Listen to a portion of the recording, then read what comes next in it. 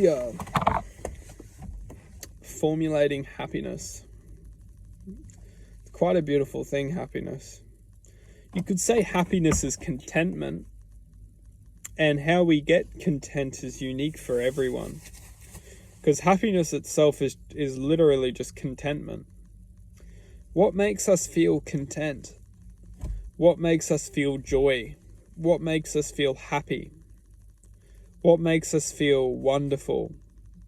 What makes us feel satisfied? What makes us feel aware?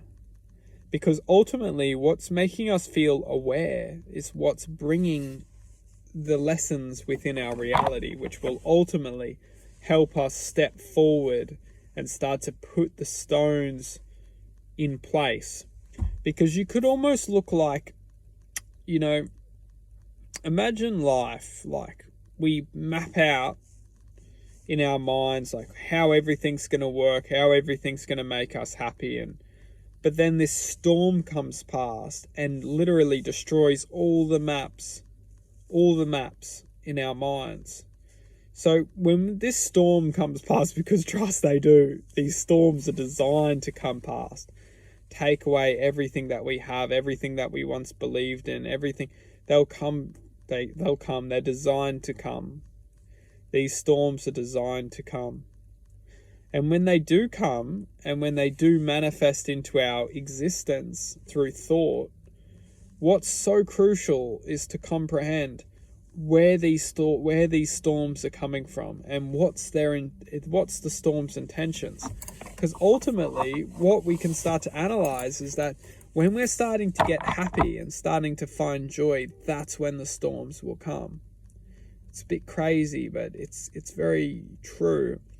When we start to become happy, and when we start to express happiness, it's almost like these electrical storms can pick up our frequency field, understand that there's frequency to be taken, and it comes in and takes it all away.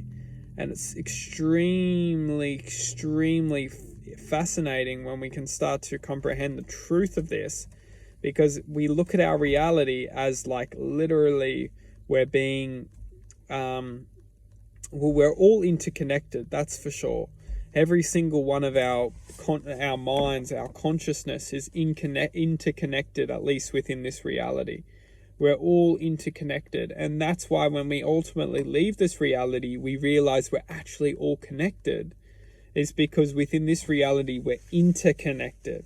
And in between us, we must live a very sophisticated level of awareness, which definitely creates these storms, which we don't identify them as storms, we identify them as hard times.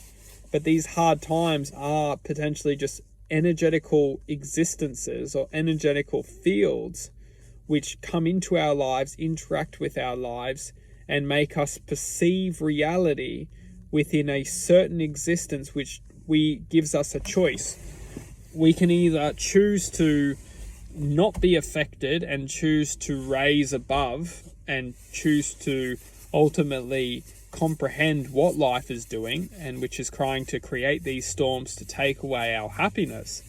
And the trick is, as long as we can understand that, as long as we accept the storm and whatever the storm throws at us, even if that storm takes somebody away, somebody who we truly love, because this is the power of the storm, is that if anyone came into our lives with an intention, they belong to that storm. Even though the storm might not be there straight away, but if anyone has come into our lives with an intention, then they don't truly belong to us. They could be potentially placed into our lives, even if they're not doing anything negative to us in this moment, but they've been placed into our lives for a strategic purpose, because they can be turned on at any will.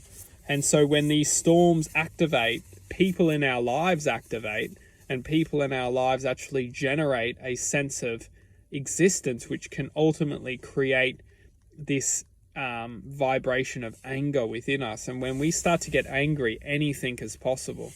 So it's very interesting to start to look at potentially life from this perspective. Pow.